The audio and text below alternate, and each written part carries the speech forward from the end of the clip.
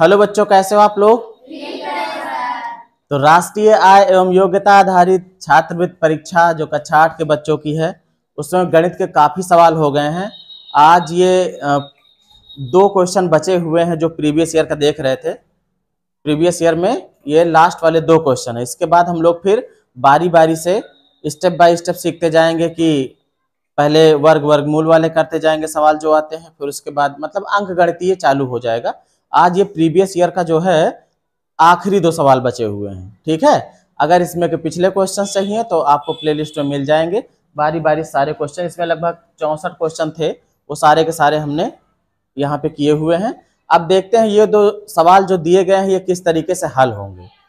यहाँ पर देखो, पहला सवाल है ये आसान, लेकिन इससे तगड़ा थोड़ा ये है, ठीक है। इसमें कह रहा है कि यदि किसी संख्या के 1/4 का 1/3 15 है तो संख्या का 3/10वां भाग होगा। क्या होगा? 4 विकल्प में से कोई एक विकल्प सही होगा। तो पहले इसके कथन को समझो। संख्या आपको दी गई, इसमें नहीं दी गई ना, कोई संख्या दी है? कह रहा है यदि किसी संख्या, तो जब हमको नहीं दी गई है संख्या तो उसको हम कुछ मान लेंगे, ठीक है। मान लेंगे कि माना हमारी संख्या क्या है, x है। तो कह रहा है संख्या के 1/4, तो जो संख्या हम x मानेंगे उसका कर देंगे 1/4। और फिर कह रहा कि फिर उसका कह रहा उसका भी 1/3। 1/4 करने के बाद फिर से क्या करेंगे, 1/3 करेंगे, तो वो बराबर हो जाएगा किसके, 15 के। यहां से हम संख्या निकाल लेंगे, ठीक है। फिर उसके बाद 3/10वां भाग देखते हैं क्या होता है। तो हल यहां पे समझो, मान लेंगे, क्या मान लेंगे भाई, माना संख्या क्या है, ठीक है, संख्या मान लिया क्या, x। प्रश्न जो कह रहा है उसके हिसाब से कह रहा संख्या का 1/4 कर दो, तो x का 1/4 क्या हो जाएगा, x में 1 से गुणा 4 से भाग, 1/4 हो गया। अब ये क्या आएगा, ये आएगा x/4 हो जाएगा। फिर कह रहा इसका भी कर दो क्या, 1/3, क्या कर दो, 1/3। तो इसका 1/3 क्या हो जाएगा, x/4 का 1/3, 1/3 कर दिया। और जब 1/3 करते हैं तो कितना हो जाता है, 15 के बराबर हो जाता है। अब इसको हल कर लेते हैं भाई, x एक कम x और नीचे हो जाएगा 4 तिया 12, 4 तिया 12, मतलब x/12 बराबर हो जाएगा किसके, 15 के। तो x बराबर हो जाएगा, ये उधर गुणा हो जाएगा, 12 पंचे 60 के 0 और 12 एक कम 12 और 6 18 है ना, 180 ये x का मान है। लेकिन हमसे पूछ किसका रहा है, संख्या का 3/10वां भाग क्या होगा। अब इसका 3/10वां भाग निकालेंगे, क्या निकालेंगे, 3/10वां भाग। तो 180 का 3/10वां मतलब गुणे 3/10, 0 से 0 खत्म, 18 तिया कितना, 54। विकल्प आपको कौन सही हो जाएगा, तीसरा वाला। बात समझ में आ गई है, कोई दिक्कत इसमें, कहां पे 3 से, इसमें कह रहा था संख्या का 3/10वां भाग। प्रश्न के अनुसार, प्रश्न में कह रहा है कि 3/10वां भाग करो, जैसे 1/4 1/3 वैसे ही 3/10वां 3/10वां। तो जैसे इसमें 1/4 करना हो तो 1 से गुणा 4 से भाग, 1/3 करना हो तो 1 से गुणा 3 से भाग, 3/10वां करना है तो 3 से गुणा 10 से भाग, ठीक है। अब आते हैं इस वाले प्रश्न पे, कह रहा कि एक संख्या को 13 से विभक्त करने पर, मतलब 13 से उसको भाग दिया जाता है तो शेष कितना बचता है, 1 बचता है। फिर कह रहा है कि और यदि इसके भागफल को, जो भागफल आएगा उसको 5 से भाग देते हैं तो 3 शेष बचता है। फिर कह रहा कि अब यदि संख्या को 65 से भाग दे तब शेषफल क्या होगा। जो बता रहा उसी के तरीके से हम लोग वैसे वैसे करते जाएंगे, अपने आप आता चला जाएगा। संख्या भी पता है, इसमें नहीं पता है ना, तो संख्या हम कुछ मान ले, क्या मान ले, x मानोगे। वैसे अगर देखा जाए भाग वाले नियम से अगर करना चाहें तो अगर हम भाग देते हैं तो क्या क्या कहते हैं, यहां पर जो रहता है वो डिवाइजर रहता है, यहां पर डिवाइडेंड रहता है, दोनों डी से आएंगे, है ना। यहाँ पे कोशंट रहता है, भागफल रहता है। जो बचता है अगर मान लीजिए नहीं करता है तो उसे रिमाइंडर या फिर शेषफल कहते हैं, ऐसे होता है ना। और इनमें एक रिलेशन भी रहता है, ये यहाँ पे क्या रहता है, ये भाजक है, क्या है ये, भाजक। ये भाज्य होता है, बीच वाला यहाँ क्या होता है, भाज्य। और इसे क्या बोलते हैं, भागफल। और जो यहाँ बचा रहता है इसे क्या बोलते हैं, शेषफल। इनमें एक रिलेशन पाया जाता है। रिलेशन क्या पाया जाता है कि जो भाज्य है, भाज्य भाज्य बराबर होता है भाजक और भागफल का गुणा कर लो, मतलब भाजक गुणे भागफल और प्लस शेषफल। सारा काम इसी फार्मूले से होगा।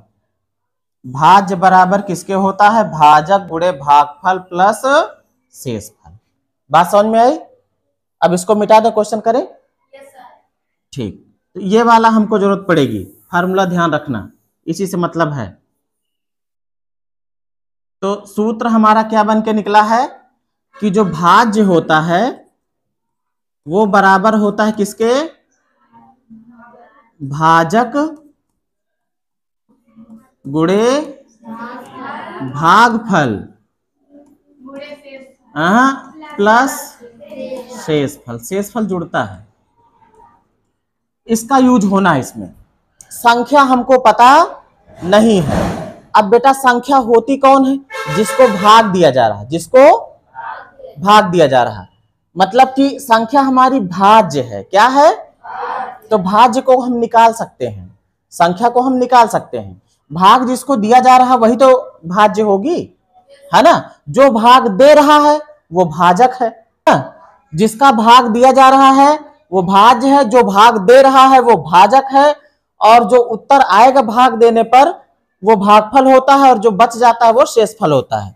तो संख्या को ही तो भाग दिया जा रहा है, मतलब ये भाज्य हमारी निकाली जा सकती। कैसे, भाज्य बराबर क्या हो जाएगा, अगर भाज्य को हम मान लेते संख्या हमारी x रही होगी, क्या होगी, x। चलो मान लेते हैं, माना भाज्य क्या है, x है, तो x बराबर भाजक कौन है, किससे भाग दिया जा रहा, 13 से।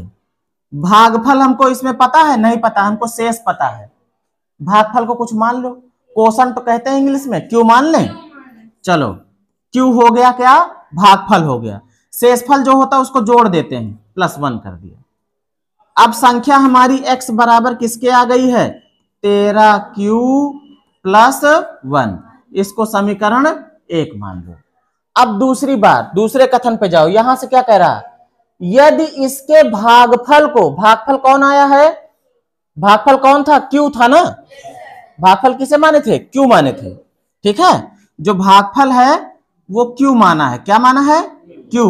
कह रहा कि भागफल को 5 से भाग दें, कितने से भाग दें, 5 से, तो शेष बचता है कितना, 3। अब देखो किससे भाग दिया जा रहा,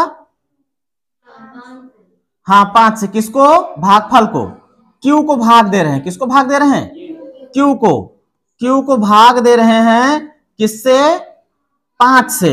ऐसे मैं बना दे रहा हूं समझने के लिए, 5 से भाग दे रहे हैं। कितनी बार जाता है ये पता नहीं है, भागफल नहीं पता इसमें, है ना। देखो भागफल को 5 से भाग दें तो शेष बचता है कितना, 3। यहां पर जो बचता है वो कितना बचता है, 3। अब अगर ये भाजक निकालते तो ऐसे ही तो करते ना, सॉरी भाज्य निकालते तो ऐसे ही करते ना। क्यू का मान निकालते तो क्यू क्या होता, क्यू बराबर होता, इन दोनों गुणा होता ना, गुणा होता ना।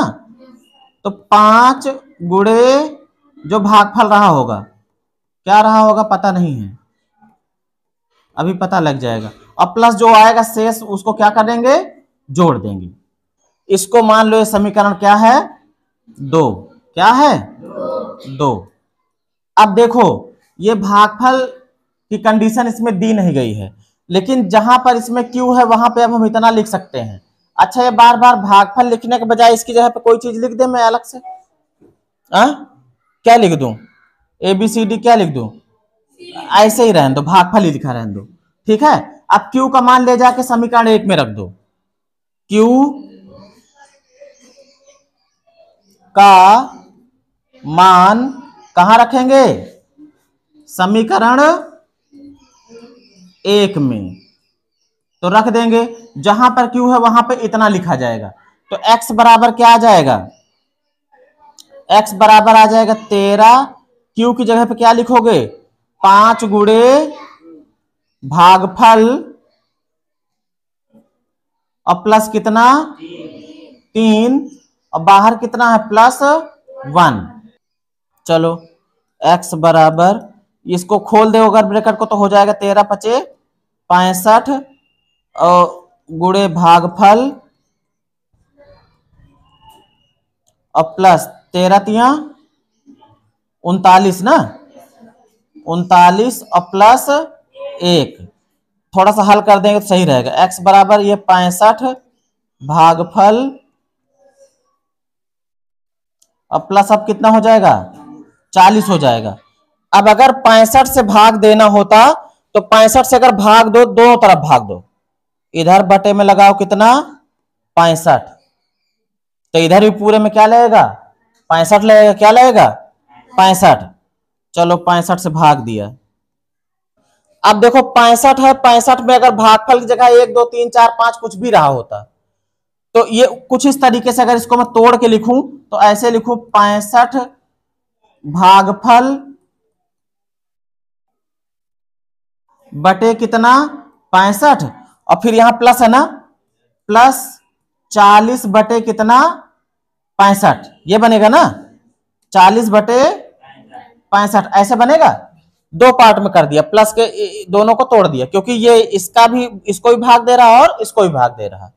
अब देखो यहां तो 65 से 65 खत्म, 65 से 65 खत्म होने का मतलब भागफल हमको नहीं पता है, कोई बात नहीं, इसकी जगह पे कुछ भी हो सकता है, 1 2 3 4 5 चाहे जितना रहा होगा, उससे अगर गुणा करोगे तो कोई बात नहीं, उतनी बार में ये कट जाएगा। जैसे यहां 2 रहता, मान लो क्या रहता 2, तो जैसे 65 एक कम किए थे, 2 से होता तो 2 से गुणा हो जाता इसमें, मतलब 65 कटता 2 बच जाता है यहाँ पे, मतलब 2 बार में कट जाता, 2 बार में कट जाता, 3 होता 3 बार में कट जाता, कुल मिला के कट तो जाता, लेकिन ये वाला हिस्सा कटेगा नहीं। अब अगर 40 को तुम 65 से भाग दो, 65 से भाग दो किसको, कितना शेष आएगा, कैसे करोगे, तुम कहोगे दशमलव लगाओ, 0 0 बढ़ाओ तब करे ना, मैं कह रहा हूं इसको एक बार पहाड़ा पढ़ो 0 बार, 65 शून्यम 0, कितना बचा, यही शेष है, यही क्या है शेष है। तो शेष कौन सा आ जाएगा इसमें 40 वाला।